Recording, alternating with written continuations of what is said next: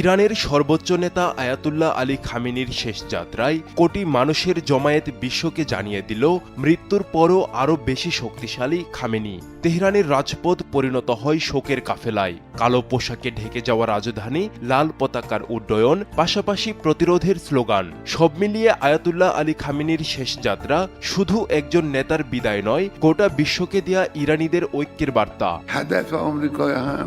Ayatollah Ali Khamenei শুধু একজন ধর্মীয় ব্যক্তিত্ব ছিলেন না, ইরানের রাজনৈতিক কাঠামোতে সর্বোচ্চ নেতা এমন একটি পদ যার হাতে সামরিক, নিরাপত্তা, বিচার ও কৌশলগত সিদ্ধান্তের চূড়ান্ত কর্তৃত্ব কেন্দ্রীভূত থাকে। ফলে তার মৃত্যু কেবল নেতৃত্বের পরিবর্তন নয়, রাষ্ট্রের ধারাবাহিকতা নিয়ে একটি বড় পরীক্ষাও। দীর্ঘ কয়েক দশক ধরে তার নেতৃত্বে ইরান একদিকে পশ্চিমা নিষেধাজ্ঞা, অন্যদিকে আঞ্চলিক সংঘাতের মধ্যেও নিজস্ব কৌশল গড়ে তোলে। সমর্থকদের কাছে তিনি ছিলেন প্রতিরোধের প্রতীক, সমালোচকদের কাছে তিনি ছিলেন কঠোর রাষ্ট্র ব্যবস্থার রূপকার। এই দুই ভিন্ন মূল্যায়নের মধ্যেও তিনি ছিলেন মধ্যপ্রাচ্যের অন্যতম প্রভাবশালী রাজনৈতিক ব্যক্তিত্ব। তেহরানের রাজপথে মানুষের ঢল কেবল আবেগের বহিঃপ্রকাশ হিসেবে দেখলে পুরো চিত্র ধরা পড়ে না। রাষ্ট্রবিজ্ঞানীরা মনে করেন এ ধরনের অনুষ্ঠান জাতীয় সংহতি প্রদর্শনেরও একটি উপায়। বিশাল জনসমাগমের মাধ্যমে একটি রাষ্ট্র অভ্যন্তরীণ ঐক্যের বার্তা যেমন দেয়, তেমনি আন্তর্জাতিক পর্যায়েও দেখাতে চায় যে নেতৃত্বের পরিবর্তন হলেও রাষ্ট্রের কাঠামো অটুট রয়েছে। শেষ যাত্রার প্রতিটি ধাপ, গ্র্যান্ড মোসাল্লা থেকে শুরু করে বিভিন্ন শহরে শোকযাত্রা, সেই ধারাবাহিকতার প্রতীক হিসেবেই উপস্থাপিত হয়েছে। এই শেষ যাত্রার সবচেয়ে আলোচিত প্রতীক ছিল লাল পতাকা। শিয়া ঐতিহ্যে লাল রং বহু ক্ষেত্রে শহীদদের রক্ত, অন্যায়ের বিরুদ্ধে সংগ্রাম এবং অপূর্ণ ন্যায় বিচারের প্রতীক হিসেবে ব্যবহৃত হয়েছে। কারবালার ঘটনার স্মৃতি এই প্রতীকের সঙ্গে গভীরভাবে যুক্ত। ইরানের সরকারি প্রচারে কালো ও লাল এই দুই রং পাশাপাশি ব্যবহার করা হয়েছে। কালো শোকের প্রতীক আর লাল সংগ্রাম ও প্রতিরোধের প্রতীক। এই দুই রঙের সমন্বয়ে তেহরান এমন একটি বয়ান তৈরি করতে চেয়েছে যেখানে শোককে শুধু অতীতের স্মৃতি হিসেবে নয়, ভবিষ্যতের অঙ্গীকার হিসেবেও তুলে ধরা হয়। খামেনির শেষ যাত্রায় বারবার কারবালার প্রসঙ্গ এসেছে। কারবালার ইতিহাস শিয়া মুসলিমদের কাছে শুধু একটি যুদ্ধের স্মৃতি নয়, এটি ন্যায় বিচার, আত্মত্যাগ এবং অন্যায়ের বিরুদ্ধে অবস্থানের প্রতীক। ইরানি কর্তৃপক্ষের বিভিন্ন প্রতীক ও স্লোগানে সেই ঐতিহাসিক স্মৃতিকে বর্তমান রাজনৈতিক ভাষার সঙ্গে যুক্ত করার চেষ্টা দেখা যায়। এর উদ্দেশ্য ছিল একটি পরিচিত ধর্মীয় প্রতীককে জাতীয় পরিচয় ও রাজনৈতিক অবস্থানের সঙ্গে এক সূত্রে গাঁথা।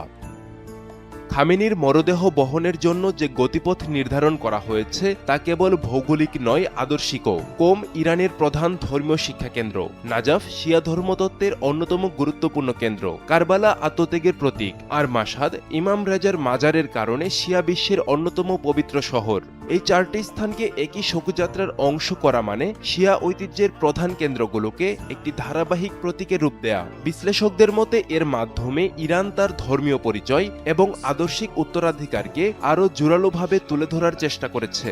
নেতৃত্বের পরিবর্তনের পর সবচেয়ে বড় প্রশ্ন, রাষ্ট্রের ধারাবাহিকতা কিভাবে বজায় থাকবে। মুস্তফা খামেনির সামনে দুটি বড় চ্যালেঞ্জ রয়েছে। প্রথমত, অভ্যন্তরীণ রাজনৈতিক স্থিতিশীলতা, দ্বিতীয়ত আঞ্চলিক উত্তেজনার মধ্যে ইরানের কৌশলগত অবস্থান ধরে রাখা।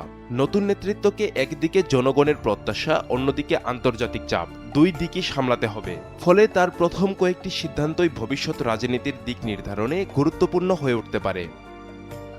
প্রতিটি রাষ্ট্র বড় রাষ্ট্রীয় অনুষ্ঠানকে একটি কূটনৈতিক মঞ্চ হিসেবেও ব্যবহার করে। বিভিন্ন দেশের প্রতিনিধিদের উপস্থিতি, আনুষ্ঠানিক শ্রদ্ধা নিবেদন এবং ধারাবাহিক রাষ্ট্রীয় আয়োজনের মাধ্যমে ইরান দেখাতে চেয়েছে যে নেতৃত্বের পরিবর্তন সত্ত্বেও রাষ্ট্র পরিচালনার কাঠামো অব্যাহত রয়েছে।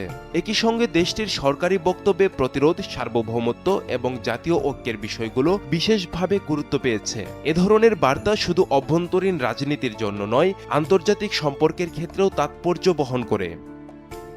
ইতিহাসে বহুবার দেখা গেছে রাষ্ট্রনেতাদের শেষ যাত্রা রাজনৈতিক বার্তা বহন করে। কোনো দেশে জাতীয় ঐক্যের প্রতীক, কোথাও ক্ষমতার ধারাবাহিক ঘোষণা, আবার কোথাও আদর্শিক অবস্থানের পুনঃপ্রতিষ্ঠা। এই আয়োজনেও একই ধরনের একাধিক স্তর দেখা যায়। একদিকে ধর্মীয় প্রতীক, অন্যদিকে রাষ্ট্রীয় আনুষ্ঠানিকতা, একদিকে আবেগ, অন্যদিকে কূটনৈতিক বার্তা। সব মিলিয়ে এটি ছিল বহুস্তরীয় একটি রাজনৈতিক ঘটনা।